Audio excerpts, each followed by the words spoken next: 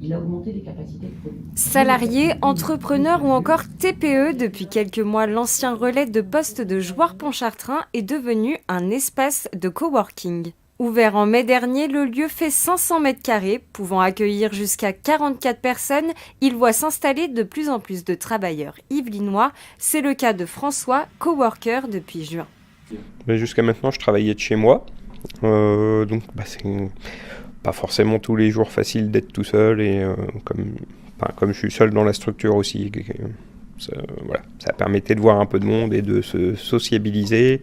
Puis d'être dans un environnement de travail loin des distractions de la maison. À l'origine pensé pour participer au développement économique du territoire, le coworking de Jouarre-Pontchartrain est un espace de travail. C'est aussi un lieu de vie sociale, car le concept dispose d'espaces de convivialité.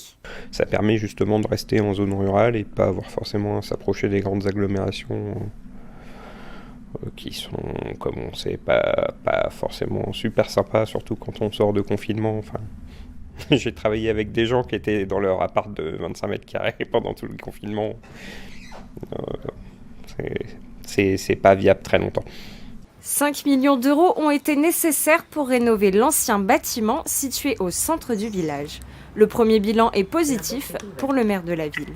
Nous avons aujourd'hui à peu près une quinzaine de coworkers qui sont inscrits, principalement des gens qui viennent ponctuellement, beaucoup de télétravailleurs.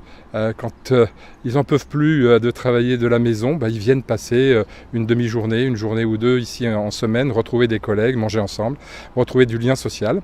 Donc ça fonctionne pas mal. Objectif maintenant, diversifier l'offre avec des animations comme des cours de yoga ou encore des ateliers de développement personnel. L'espace s'ouvre également aux étudiants en leur proposant un accès gratuit jusqu'au mois de décembre.